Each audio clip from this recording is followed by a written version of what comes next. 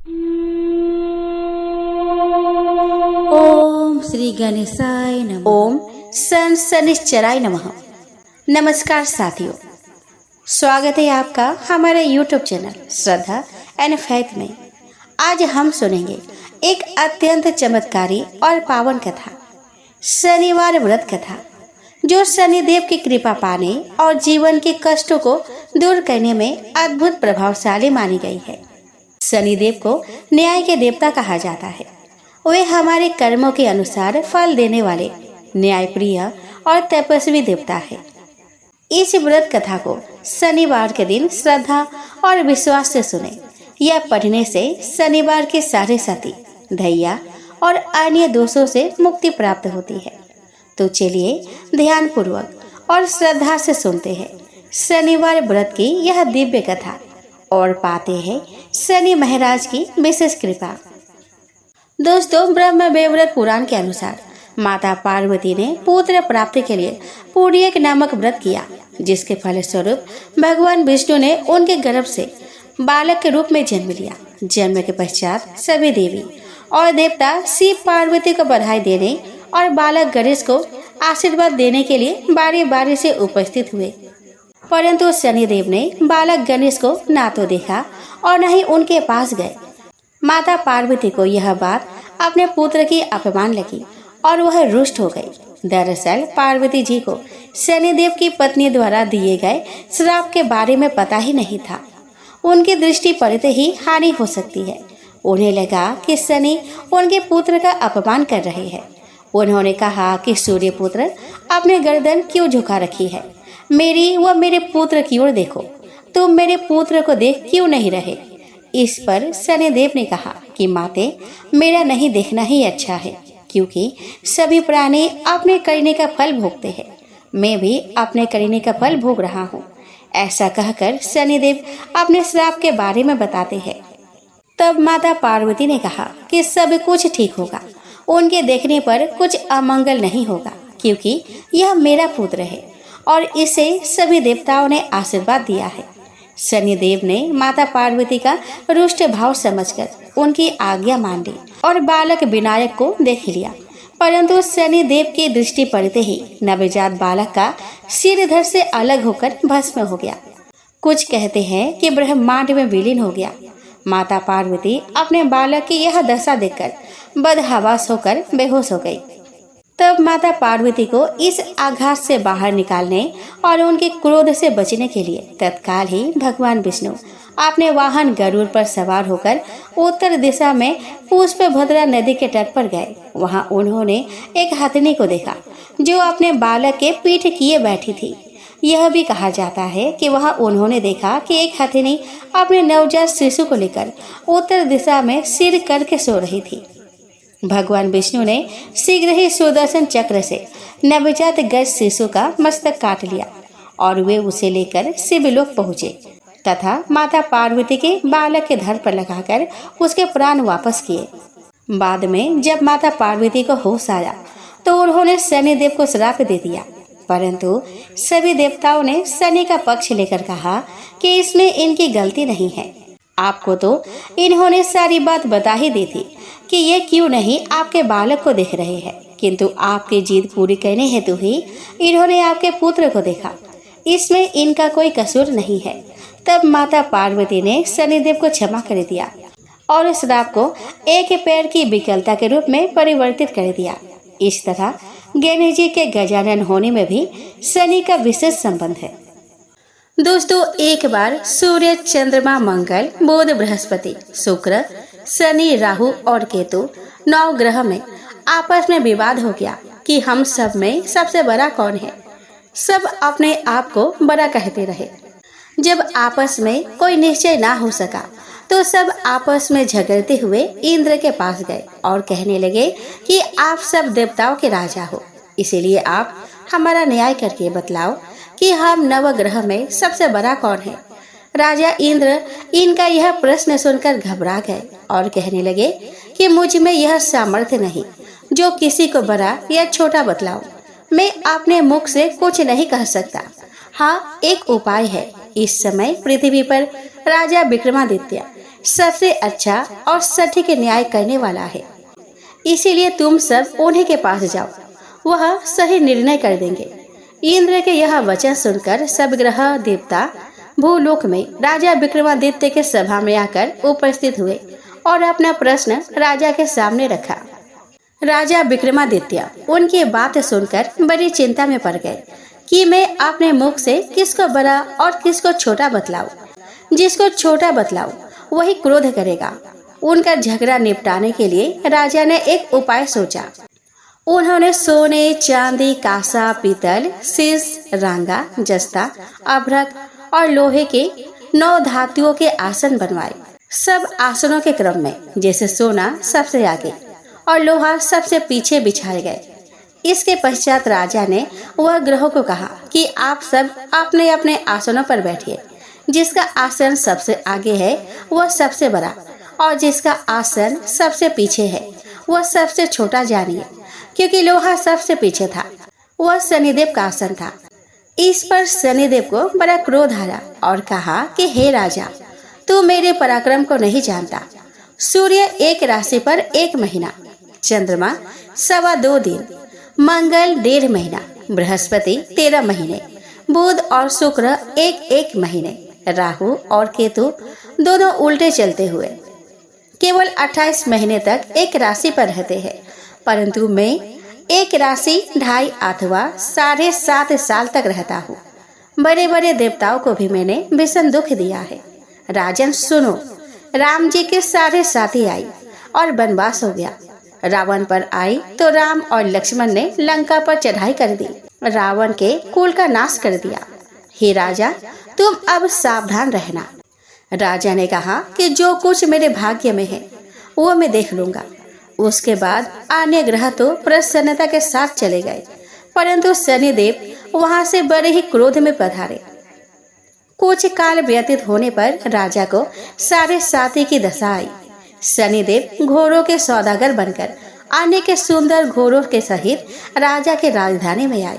जब राजा ने सौदागर के आने की खबर सुनी तो अपने अश्वपाल को अच्छे अच्छे घोड़े खरीदने की आज्ञा दे दी। अश्वपाल ऐसी अच्छी नस्ल के घोड़े देखकर और उनका मूल्य सुनकर चकित रह गए। तुरंत ही राजा को खबर दी। राजा उन घोड़ों को देखकर एक अच्छा सा घोड़ा चुनकर उस पर सवारी के लिए चढ़ा। राजा के घोड़े के पीठ पर चढ़ते ही घोड़ा जोर से भागा। घोड़ा बहुत दूर एक बड़े जंगल में जाकर राजा को वहां पर छोड़कर अदृश्य हो गया। इसके बाद राजा अकेले जंगल में भटकता फिरता रहा। कुछ देर के पश्चात राजा ने भूख और प्यास से दुखी होकर भटकते भटकते एक ग्वाले को देखा। ग्वाले ने राजा को प्यास से व्याकुल देखकर पानी पिलाया। राजा की उंगली में एक अंगूठी थी, वह उसने उसे निकालकर प्रसन्नता के साथ ग्वाले को दे दी और शहर की ओर चल दिया। राजा शहर में पहुंचकर एक सेठ के दुकान पर जा बैठ गया। राजा ने अपने आप को उज्जैन का रहने वाला तथा अपना नाम बीका बतलाया। सेठ ने उसको एक कुलीन मनुष्य समझकर जल आदि पिलाया। भाग्यवश उस दिन सेठ की दुकान पर बिक्री बहुत अधिक हुई। तब सेठ उसको भाग्यवान पुरुष मानकर भोजन कराने के लिए अपने घर ले गया। भोजन करते समय राजा ने एक आश्चर्य की बात देखी कि खूंटी पर एक हार लटक रहा था और वह खूंटी उसे निकल रही थी। भोजन के पश्चात कमरे में आने पर जब सेठ को कमरे में हार नहीं मिला तो सब ने यही निश्चय किया कि बीका के सिवाय कोई इस कमरे में नहीं आया, अतः अवश्य ही उसी ने ही हार चोरी की है। परंतु बीका ने हार लेने से मना कर दिया। इस पर 5-7 आदमी इकट्ठे होकर उसको फौजदार के पास ले गए। फौजदार ने उसको राजा के सामने उपस्थित कर दिया और कहा कि यह आदमी तो भला प्रतीत होता है, चोर नहीं मालूम होता, परंतु सेठ का कहना है कि इसके सिवाय और कोई घर में नहीं आया, अवश्य ही इसी ने ही चोरी की है। तब राजा ने आज्ञा दिया कि इसको हाथ पैर काटकर चौरंगिया किया जाए। राजा की आज्ञा का तुरंत पालन किया गया और बीका के हाथ पैर काट दिए गए। अब राजा विक्रमादित्य आपाहिज होकर दर दर के ठोकरे खाने लगे। कुछ काल व्यतीत होने पर एक तेली उसको अपने घर ले गया और कोल्हू पर बैठा दिया। बीका उस पर बैठा हुआ अपनी आवाज से बैल को हाँकता रहा। कुछ वर्ष में शनि की दशा समाप्त हो गई और एक रात को वर्षा ऋतु में एक दिन बीका मल्हार राग गाने लगा। उसका गाना सुनकर उस शहर के राजा की कन्या उस राग पर मोहित हो गई और दासी को खबर लाने के लिए भेजा कि शहर में कौन गा रहा है। दासी ने देखा कि तेली के घर में चौरंगिया मल्हार राग गा रहा था। दासी ने महल में आकर राजकुमारी को सब वृतांत सुनाया। उसी क्षण राजकुमारी ने अपने मन में यह प्रण कर लिया कि चाहे कुछ भी हो, मुझे चौरंगिया के साथ विवाह करना है। प्रातः काल होने पर जब दासी ने राजकुमारी को जगाया तो राजकुमारी अनशन व्रत लेकर पड़ी रही। तब दासी ने रानी के पास जाकर राजकुमारी के ना उठने का वृतांत कहा। रानी ने तुरंत ही वहां आकर राजकुमारी को जगाया और उसके दुख का कारण पूछा। तब राजकुमारी ने कहा कि माताजी, मैंने यह प्रण कर लिया है कि तेली के घर में जो चौरंगिया है उसी के साथ विवाह करूंगी। माता ने कहा कि पगली, यह क्या बात कह रही है? तुझको किसी बड़े देश के राजा के साथ विवाह दिया जाएगा। कन्या कहने लगी कि माताजी, मैं अपने प्रण कभी नहीं तोड़ूंगी। माता ने चिंतित होकर यह बात राजा को बताई। तब महाराज ने भी आकर यही समझाया कि मैं अभी देश देशांतर में अपने दूत भेजकर सुयोग्य, रूपवान और बड़े से बड़े गुणों के राजकुमार के साथ तुम्हारा विवाह कराऊंगा। ऐसी बात तुमको कभी नहीं विचारनी चाहिए। कन्या ने कहा कि पिताजी, मैं अपने प्राण त्याग दूंगी, परंतु दूसरे से विवाह नहीं करूंगी। इतना सुनकर राजा ने क्रोध में भरकर कहा कि यदि तेरे भाग्य में ऐसा ही लिखा है तो जैसी तेरी इच्छा हो वैसा ही कर। राजा ने तेली को बुलाकर कहा कि तेरे घर में जो चौरंगिया है उसके साथ मैं अपने कन्या का विवाह करना चाहता हूँ। तेली ने कहा कि यह कैसे हो सकता है? कहाँ आप हमारे राजा और कहाँ मैं एक नीच तेली। राजा ने कहा कि भाग्य के लिखे को कोई टाल नहीं सकता। वह अपने घर जाकर चौरंगिया विक्रमादित्य के साथ राजकुमारी की विवाह कर दिया।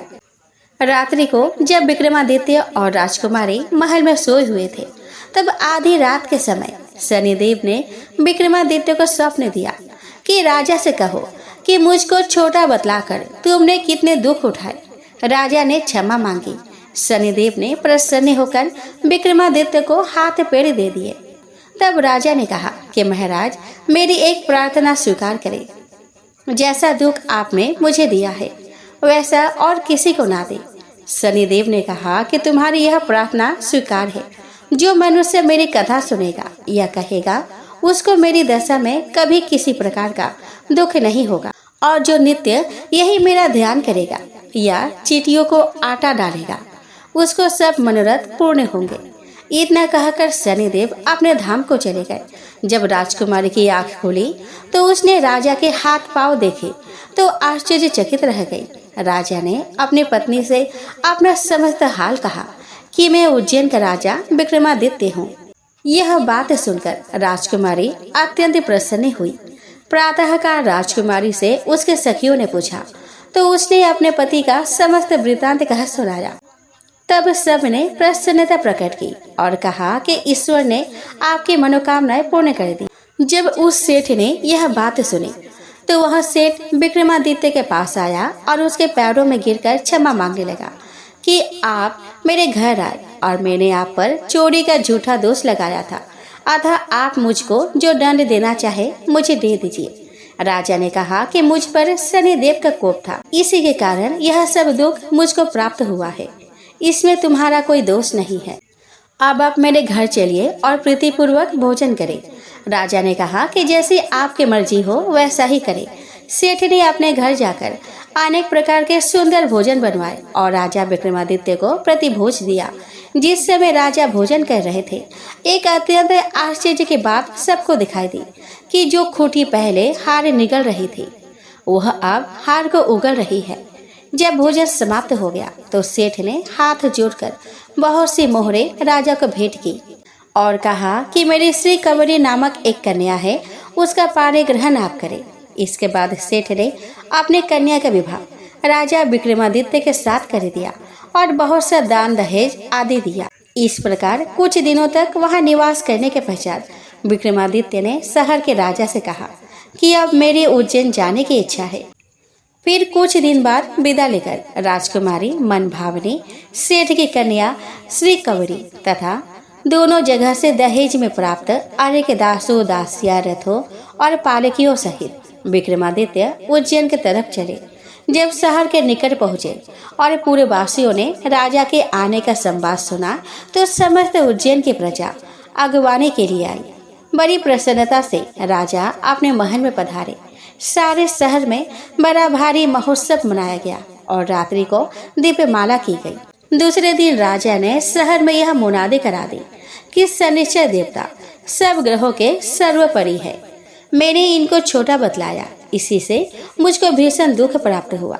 इस कारण सारे शहर में सदा शनिश्चर की पूजा और कथा होने लगी और प्रजा अनेक प्रकार के सुख भोगती रही। जो कोई शनिश्चर की इस कथा को पढ़ता अथवा सुनता है, शनिदेव की कृपा से उसके सब दुख दूर हो जाते हैं।